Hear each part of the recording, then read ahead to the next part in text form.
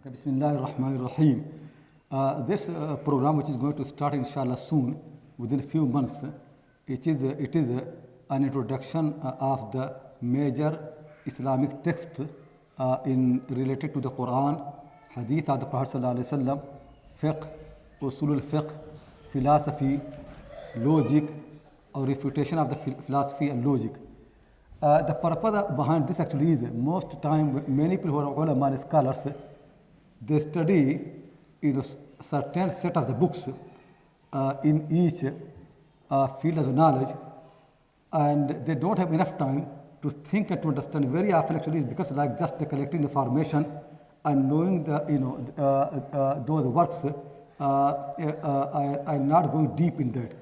So the purpose of this program is to study the works of those people in Islam who are known not only for collecting information and teaching you something new, but they are also known for their thinking, understanding, and analyzing the data, and also to support someone, to approve something, or to refute something, to differ from the people. To basically need to train the people how to think and how to understand and how to differ the people and how to be critical. So that's the main thing is. So in this context, we have chosen certain texts. So for the Hadith, inshallah, there will be we're going to understand the methodology of Imam Bukhari and Imam Muslim. That how these two people, they have spent their life to collect the data and all the Hadith which are available in their time, and then how they categorize them, how they put them in different categories, and then how they decided which are authentic, which are not authentic, what hadiths are sound, what are not sound, what is the methodology that they have been following, and how they have been consistent in following the methodology. And really in this matter I have seen that Imam Bukhari and Muslim both are as academic as possible. Actually academic of our time, they don't have this rigorous study in their field of knowledge. But Imam Bukhari and Muslim, they for every single hadith, they have done the full research, and every single hadith to them is actually independent case. They look in that properly. They just don't follow some general categories. For example, some people will say to you, the sound hadith is the one which has got 5 conditions. So you think it is so easy. Look 5 conditions and hadith is sound. This is not how Bukhari and Muslim have been. That's why people in our generation, they have done so many mistakes, because they think it is a category which has this certain definition. Whatever fits in their definition, it can be sound and sahih. They don't do this thing. They study every single hadith independently. It could be actually there are some hadith narrated by those people who fulfill all the conditions, but still Bukhari and Muslim don't consider them as sahih, as sound hadith. It could be there are hadith narrated by those people who don't have all these conditions properly, but still you can find their hadith in Sahih Bukhari Muslim. Because these people, they are not only looking in these certain categories or definition, they look for something more than that. They do more research. So that we have to try to understand really that what is their methodology, how they determine that some hadith sound or sahih and some are not sound or sahih. What is their methodology? So inshallah that I'm going to study and teach properly with proper examples from Bukhari and Muslim, from both books, and especially the Muqaddimah of Imam Muslim, which he has written to discuss his own methodology. So that one thing I'm going to discuss. The second thing inshallah is in this respect also is that Imam Bukhari rahimahullah ta'ala's opinion is that it is not that only Muslims should follow sound hadith. Actually he wants to also prove that sound hadith, they are enough for the religion. So that why in his Sahih Bukhari, he uses the same hadith to derive many other rulings. So what is his methodology for his fiqh? How he derives the ruling from the sound hadith. So he wants to prove that people only need sound hadith, and second he wants to prove it the sound hadith is enough for your religion, and you can actually base everything on those sound hadith. So that is the fiqh of the Bukhari, which is people say actually fiqh al-Bukhari fi tarajimihi. So when he makes chapter headings and then he makes argument, he makes this thing very clear. So these 2 books in the hadith. Similarly, inshallah, I'm going to introduce make introduction of Muwaṭṭa of Imam Mālik. Imam Mālik's book is the first proper book written in Islam, at least which is available to us. There have been many collections of hadith, but Muwaṭṭa of Imam Mālik is not only collection. It is a book, a proper book which has got arguments, which actually, which has order, one chapter, the second chapter, the third chapter, and then, he uses his argument properly from the Quran, Sunnah of the Prophet ﷺ, Sunnah of the companions, and make the argument. This basically, you can say, this is the first major book in Islam, which contains sound hadith, sound Sunnah, and also sound reasoning. So, and that can be actually the best example for earliest Muslim writing, that how they have been thinking and understanding and use their mind properly from very beginning. To Imam Malik's work. And also I am going to study, to teach you, and the people who attend the class, what is the material that Imam Malik has used, and what are the materials which he had, but he did not use them. And what is the reason that he excluded many of those materials which later on became part of Sahih Bukhari and Muslim. What made him to exclude them? He has got many of them, but still he did not use them. So we have to study that, basically why Muwaṭṭa was written, when was written, and how it has been organized, what is the material included, what is the material which is not included, and also to understand properly that how they use their mind and their reasoning to derive the rulings from the Quran and from the Sunnah of the Prophet ﷺ. That's Muwaṭṭa of Malik. Then after that, there will be also, maybe 2 days, a course on the al-Risalah of Imam Shafi'i. If people want to understand what is a Muslim's way of thinking and understanding and analyzing, for this purpose, Muslims have developed the science of usul al-fiqh. Usul al-fiqh is basically, you can say, like a philosophy of Muslims, where Muslims develop the people's mind, how to think, how to understand, and how to derive the rulings from the Quran, the Sunnah, and how to understand any text. So that usul al-fiqh. Imam Shafi'i rahimahullah ta'ala, he is the first person, or at least as we know, he is the first person who wrote, compiled this science properly in a book, and a very, very advanced work. And I know really there are still many, many Orientalists, when they read this Risalah, they find it so advanced, they cannot believe that this book could have been written in Islam so early. But Alhamdulillah, we have got actually the book published, on the basis of a manuscript which was written by the students of Imam Shafi'i, Imam al-Rabi al-Muradi.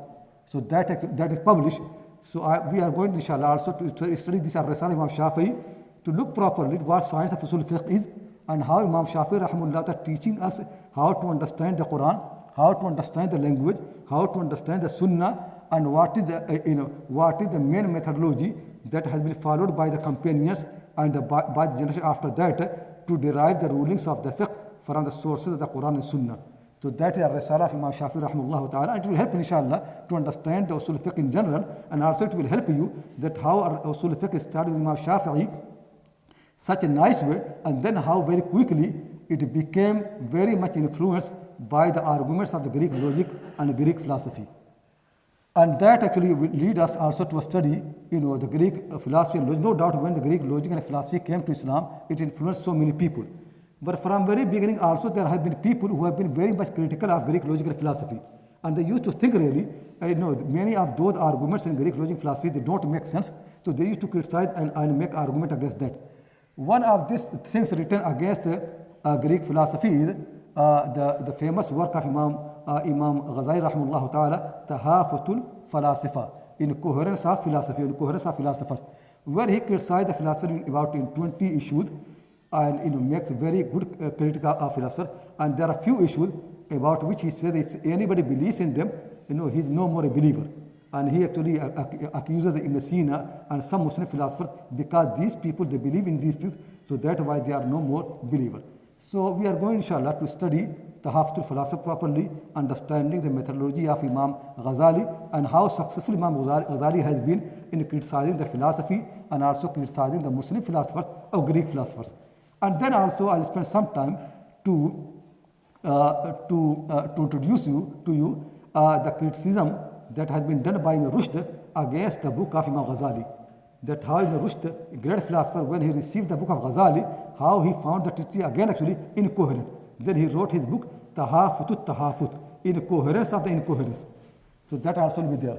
And then after that, maybe 1 day or 2 days course, inshallah, on the great work of Imam Ibn Taymiyyah rahimahullah ta'ala, al-Radd al-Mantiqiyyin, refutation of Greek people of the Greek logic. And really that amazing work. And actually when I read this work many times, And when I came to this country in the beginning of in 1991, that time also I studied many modern work on the logic. And when I compared, actually, I found actually that modern logic has been done or compiled keeping in mind all the objections of Ibn Taymiyyah against the Greek logic. Meaning is, now modern logic actually is pure from all those problems that Ibn Taymiyyah has been raising against Greek logic. If Muslims have actually received Ibn Taymiyyah's book so early, they could have been pioneers of the modern logic.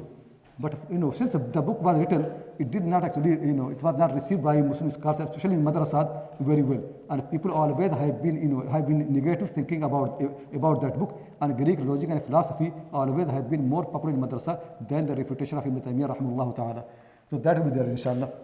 Then also we are going to study, how to understand the Quran. In this context, there is one great scholar of India, Ḥamīduddīn Farāhī rahimahullah ta'ala, whose name I have been mentioning so many times, who died nearly in 1930. He spent actually most of his life in studying the Quran, understanding the Quran, and he developed one important theory to understand the Quran. That is the theory of coherence of the Quran. He believes that every surah of the Quran is connected with the surah before that and with the surah after that. And also every verse of the Quran has got connection, relation with the verses before that, after that. And then every surah has got its own theme. And then he divided the Quran to 7 major groups, and every group has got its own major theme. And then he studies the surah and the message of the surah in light of those themes. If you read his Tafsir of Surah Al-Baqarah, you can see how the whole Surah Al-Baqarah is so coherent and how the verses are in the right order. A really amazing thing that he has done. And especially his emphasis to study the Quran, keeping in mind the context of the Quran. So it is much actually emphasize on the context of the Quran and the coherence of the book. But that actually is not enough, because what is happening is, if there is a book on literature, it is possible for you to study a book of literature just keeping the context in mind and without knowing any background of anything that when it was written. Like for example, any poetry or any literary work, it is easy for you, just you can study that independent of the background. But the Quran is different really. That's why the theory of Mawlana Farāhī rahimahullah, though it is so convincing, so nicely, but really one thing is missing there. And that missing thing has been discussed very clearly and much detail by another scholar who was far before Imam Mawlana Farāhī, and he is Ibn Taymiyyah rahimahullah ta'ala. He wrote his book, Muqaddimah fi usul al-Tafsir. And in Muqaddimah fi usul al-Tafsir, Imam Ibn Taymiyyah, the point has been that the Quran is a book. When you study the Quran, understand properly, who is the speaker. Keep Allah in the mind, that Allah is speaking. He has revealed the work. He asks you from you. And then also keep in mind that who is the one who has been chosen to receive the book, the Prophet sallallahu alaihi wasallam. Then no doubt he will understand the book better than anybody else. So you have to keep his life, his sunnah in the mind. See really that when the Quran commands the Prophet ﷺ something, how the Prophet ﷺ received that thing and how acts upon that. If you take away the Sunnah of the Prophet ﷺ and his Hadith, from the Quran, then it is impossible for you to understand the Quran properly. That's why his emphasis is that whenever and that's why you can see the Quran has been revealed in different stages, because it is so much connected with the life of the Prophet ﷺ. So people cannot study the Quran while keeping the Sunnah away from the Quran. So he has been emphasizing that when you study the Quran, keep the speaker, Allah subhanahu wa ta'ala, and also keep in mind the receiver, first receiver, the Prophet Muhammad sallallahu alaihi wasallam, and also keep in the mind the companions, they are the first students of the Prophet sallallahu alaihi wasallam. So how they understood the Quran and how they acted upon the Quran, that must be the most authentic understanding of the Quran. So that must be there. So he emphasized more and more this thing. So inshallah, Muqaddimah fi usul al-Tafsir Ibn Taymiyyah also be studied. And also in Islam, there are not only these 4 schools, Hanafi and Maliki and Shafi'i and Hanbali. There are many mujtahidin happen where there. And one of the important schools in Islam has been the fiqh, what we say a school of Zahiri people.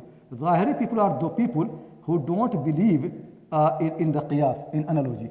They say we must only follow the Quran and the Sunnah of the Prophet sallallahu alaihi wasallam, and they are enough for everything. Whatever any new question comes, Quran and Sunnah, they are enough. And they have proven that. And one of the important persons in this school has been Imam Ibn Hazm al-Zahiri rahimahullah ta'ala in the 5th century of Islam in Spain. And he wrote many books. One of the book is al-Muhalla. In Muhalla, he discussed every chapter of the fiqh, and then he discussed properly, and he makes argument from the Quran and from the Sunnah of the Prophet ﷺ, and then he refutes the people who follow analogy and qiyas among the Malikid, among the Hanafid, and other people. And he makes it very clear that nobody has any choice when the hadith come but to follow the hadith of the Prophet ﷺ. So we have to understand actually what is his methodology and how great his mind is, and how we can actually keep this religion even without having any qiyas or any analogy. So this work also inshallah will be studied, because all this they are helping for us to understand and think. When you read their debates and discussion and arguments, and when they refute each other, it really helps you to think properly, understand properly. Similarly, one of the work we are going to study in this program is Muqaddimah of Ibn Khaldun. Ibn Khaldun rahimahullah ta'ala in the 9th century of Hijrah is one of the great mind of Islam, and great historian.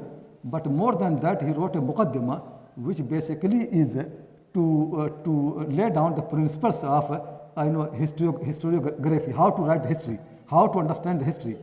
And actually this Muqaddimah contains many important issues of the sociology and in understanding the human behavior and development, and the rise and the fall of the kingdoms and empires, and how nations, and actually also in very important study of how the tax system sometimes can help the governments, but sometimes the tax system it can actually can harm the governments.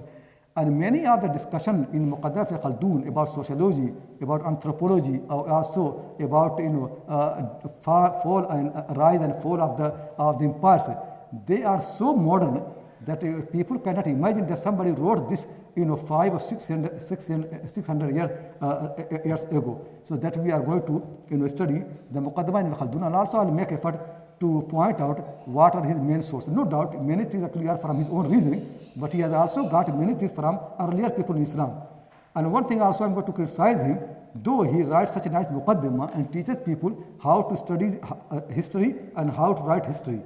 But when he wrote his own history, his book actually has all those problems which he has been criticized in his own Muqaddimah.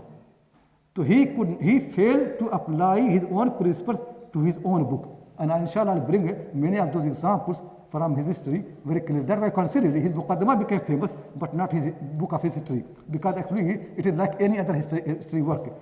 So inshallah I think these are the texts and we are going to do, and main purpose basically is to make very clear that our history of scholarship is not only collecting information, it is more than that, to understand, to think, to analyze, to support, and also to refute, to debate, to discuss. In our time, the Muslim mind has become just like idle, not thinking, not understanding. People even cannot challenge any opinion, they cannot prove anything, they cannot refute anything. And very often in madrasah, people even don't actually encourage people to ask a question, to discuss and to argue. So I hope inshallah the people who attend these classes, they will be able to understand these sciences properly, to think properly, and to understand really that this is a human knowledge, how we can differ and how we can agree and how we can make arguments. And one text actually, major text is Hujjatul al-Baligha. So see that we have to include something from India as well. Though Maulana Farāhī is there anyway, but Waliullah Dehlavi, no doubt one of the great minds of Islam in India, so he wrote his book Hujjatul al-Baligha. Hujjatul al-Baligha basically is the wisdom of Sharia. Meaning is when you read the Hadith and we read what the Prophet is teaching, very often we don't understand what is the wisdom behind that. Eating with the right hand, many things that you can see how the Prophets are used to guide the people. And the Quran said the Prophet has been given the wisdom. What is the wisdom in his Sunnah? So Waliullah Dehlavi actually amazing mind to teach you the wisdom behind the Sunnah of the Prophet and actually behind the whole system of Islam, in very nice work. And Maulana Shibli Nu'mai Rahmullah, one of the great historians of India, he used to say that after the death of Imam Ghazali, Imam Razi, and Imam Ibn Taymiyyah Rahmullah Ta'ala, Muslims have no hope to have anybody similar to those thinkers. Until we get in India, Waliullah Dehlavi, whose findings, whose research, whose thinking, understanding, sometimes made us so much impressed and amazed that sometimes we actually are obliged to prefer him over those thinkers. So really he is in the same chain of the thinkers. Like if you count the name of Imam Bukhari, then you come to before that Imam Shafi'i rahimahullah ta'ala, and then after that you come to Imam Ghazali, Imam al-Haramain, you come to Imam Ibn Taymiyyah rahimahullah ta'ala. So no doubt, the last person in this chain of the thinkers and philosophers, actually Muslim philosophers, no doubt will be Shah Waliullah Dehlvi rahimahullah ta'ala. And no doubt in that century and even after that, in Muslim world, we never had any mind equal to Waliullah Dehlvi rahimahullah ta'ala since that time. So inshallah that book we are going to study properly in more detail, maybe 2 days for that what is the basic reason for his writing, and how successful he has been to make the Sharia and Islamic law and the teaching of the Prophet ﷺ, more relevant to our time and very rational. So we have been no doubt we are going to study text on usul al-Tafsir and Hadith, and also logic and philosophy and the wisdom of the Sharia Hikmah by Waliullah Dehlvi. But at the same time we are going to study the book of al-Muwafaqat by Imam al-Shāṭibī rahimahullah ta'ala, the man of the 8th century of Hijrah. Big mind, again thinker, that this book al-Muwafaqat is an amazing book really, and it also again brings that how the rulings of law of Islam, they are so much connected and they actually follow the same wisdom, and how in the thinking of the great jurists like Abu Hanifa and Mālik, they really support each other. So he has developed nice way of the wisdom of the Sharia, not like al-Baligha, but in another way and more legal way. So that you have to understand. And especially the reason actually for this book is that some people misunderstood this book and they misuse it. So you can see there are many people who have developed now this maqasid al-Sharia and the purpose of the Sharia, and they think their Imam and the leader in this field is Imam al-Shāṭibī. And no doubt Imam Shāṭibī rahimahullah ta'ala had nothing to do with this whole new this confusion of maqasid Sharia. Maqasid the Sharia as has been developed now, it is more really to make Islam as a secular law. Islam is not a secular law. The way they have developed maqasid, it makes Islam more like something secular. And Imam Shāṭibī rahimahullah in his book, very again, he makes very clear that Sharia basically has come to test you whether you obey Allah's command or you don't obey. It does not necessarily mean that you understand every single thing. While the people of Maqasid, they reduce the whole Sharia for 5 maqsad. If this whole Sharia is just to protect your life, to protect your thinking, to protect your honor, to protect your property, that whole maqsad Sharia. Islamic Sharia is so pure and so holy. This is the maqsad of any other law. If you ask British people what the purpose of British law, if you ask Indian people what the purpose of Indian law, everybody will say the purpose of the law is to protect the life, to protect the property, to protect the honor. These are, everybody will say, is it really same the purpose of Islamic law? No, Islam actually is much more than that really. It is something which can give you, guarantee for you the paradise. So Islamic Sharia basically comes within bigger framework of Islam, and that Iman, Islam, the full deal is connected with that. Islamic Sharia is to help the people who are believers and who want to follow the way of Islam. In the Hadith, we are going to do what we call 6 major works of a Hadith. So Sahih Bukhari, Muslim I mentioned, and then Abu Dawud, the book of the Sunnah, and where I am going to emphasize really what Sunnah in Islam means, because many Orientalists and people the West, they have been making this propaganda all the time, actually distorting the facts that Sunnah basically means customary law. So the Arabs used to have their own private laws, and later on Muslims developed them and made them something Islamic. So and they produce and invented hadith for that purpose. So in the Sunnah of Abu Dawud is great proof. No, it is coming from the Prophet sallallahu alaihi wasallam. The source of Islamic Sunnah, it is not Arab tribes. The source of the Sunnah is the Prophet Muhammad sallallahu alaihi wasallam. So that's Sunnah Abu Dawud. Then after that, we are also going to study Imam Tirmidhi's book al-Jami', which is actually a great book to teach you the meaning of the hadith, teach you the opinions of the jurists about every hadith, and also to teach you that how the people of the hadith, they used to discuss about the problems of the hadith. So when hadith is weak, hadith is a problem, how they used to discuss and how they solve problem. So it is one of the great book to teach you those issues, and also what the meaning of Hasan hadith or the weak hadith, and what the meaning of sound hadith, because he uses all this term more than anybody else. And then after that we are going to teach also inshallah the book of Imam Nasai, Sunan al-Sughra, the minor book of the Sunan. And really Imam Nasai's way is different from many of these people, and his conditions for the hadith also not exactly same like Imam Bukhari Muslim, but very nearer to those people. So in authentication of the hadith, he is better than Imam Abu Dawud and Imam Tirmidhi both. So we have got to learn the methodology of Imam Nasai rahimahullah ta'ala. And the last person in this chain is Imam ibn Majah, though he was not so advanced and so expert of the science of the hadith like Imam Nasai or Imam Tirmidhi or Bukhari Muslim, but nevertheless he is one of the experts of the hadith, and especially Muqaddimah of Ibn Majah is very important, because that Muqaddimah is a very important argument against any invention and against any bid'ah in the religion. So inshallah I'll study the whole, I'll discuss inshallah what the content of in Majah is, and what are the major hadiths which have been criticized in Sunan Majah, and what are the hadiths which are fabricated in the Sunan. But at the same time also, we have to understand really that what is his methodology, his Muqaddimah, and how he makes very clear what is Sunnah and what is the Bid'ah. The thing basically is that, we have to understand, actually first understand what actually, what Muslim scholars have done. Learn properly, because we don't know really. People say Bukhari, but they don't know what Sahih Bukhari means. People say Sahih Muslim, but they don't understand. People mention the name of Waliullah Dehlavi, but they don't understand his contribution. So what are we going to do actually, at least to introduce you, that how sophisticated have been their methodology, and how actually great mind these people used to have. Big thinkers of Islam. If you want really to make them, like you can say mujtahideen, or you can say thinkers of Islam, so we'll understand what they have been doing, and it will also help us, that don't take religion as superficial. Don't make Islamic science something, just on the surface. It is much deeper. You have to go deeper. So at the end of the course, you are not going to become expert of the hadith of fiqh or tafsir, but at least it will make, push you in that direction. It will help you to realize really that, we need to do much really, at least to understand them. If you cannot produce a work like Bukhari, at least you should be able to understand what he has done.